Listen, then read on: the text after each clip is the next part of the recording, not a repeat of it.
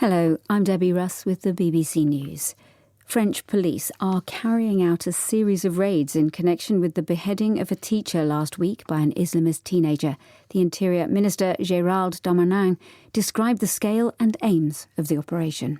Depuis ce matin, à la suite du Conseil de défense. As of this morning, following the meeting of the Defence Council, police operations have been taking place and will continue to take place in the coming hours and days. There are a lot of them and they involve dozens of individuals to whom we want to pass on the President's clear message that there will be no respite for the enemies of the Republic. Mr Darmanin said he was scrutinising 51 French Muslim associations with a view to shutting some down. They include the Collective Against Islamophobia, which ministers accuse of displaying persistent hostility to France. The socialist candidate Luis Arce looks set to win Bolivia's presidential election without the need for a runoff. Exit polls suggest he's won more than 52% of the vote. Mr Arce, who served under the veteran socialist ex-president Evo Morales, told reporters he would try to bring the country together. We have recovered democracy and we have recovered hope. We are going to govern for all Bolivians. We're going to build a government of national unity. We're going to build the unity of our country. Evo Morales had to leave the country after last year's election was annulled because of fraud allegations and may still have to face justice.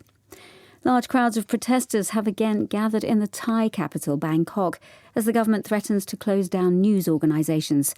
They want the resignation of the Prime Minister, Prayut Chan-o-cha, and political reform to try to halt the protests. Officials have threatened to close down 4 media outlets for spreading distorted information.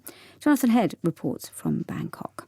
In addition to banning public gatherings, the state of emergency also prohibits the media from publishing anything which undermines national security. Today, the ministry in charge of censoring the internet in Thailand announced it had identified 300,000 reports and comments online which it judged to have violated that provision. Most are believed to relate to the monarchy. It's also asking local internet providers to block the popular and encrypted messaging app Telegram, used by activists to organise rallies at short notice.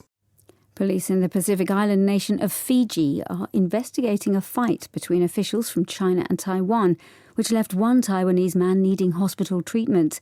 The altercation erupted at a hotel event to celebrate Taiwan's National Day earlier this month. It's thought to have begun when 2 Chinese embassy officials gatecrashed the function.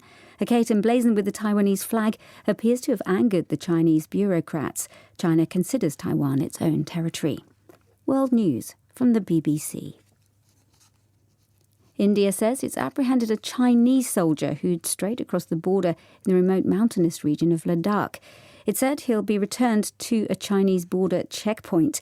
There's been no confirmation of the incident from Beijing. There have been months of rising tensions between India and China in the disputed Western Himalayan region that's left 20 Indian soldiers dead. Restrictions are being stepped up across Europe to tackle the second wave of the pandemic. Belgium has shut all bars, cafes and restaurants for a month. Slovenia declared a state of emergency with a nighttime curfew, and Austria limited the number of people allowed to gather indoors to 6. Poland began preparing the conference rooms in the National Stadium to take 500 temporary COVID beds. The Italian government has given mayors powers to close crowded areas after 9. The first commercial passenger flight from the United Arab Emirates to Israel has landed in Tel Aviv. The Etihad plane was piloted by Salah Abdallah. If someone asked me a few months ago that I'll be here today making this speech here in Tel Aviv, I would say that's impossible. But because we have brave men who believe in peace, they work together and they make it peace.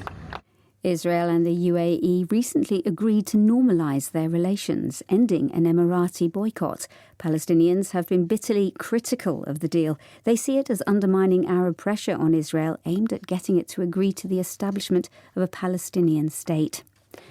Wildlife experts in Australia are deploying drones to drop gum tree seeds in an attempt to regenerate bushland in areas on the east coast that were destroyed by wildfires earlier this year.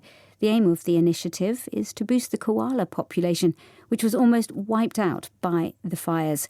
Gum tree leaves are the animals' main source of food, and restoring bushland is considered essential for their survival. BBC News.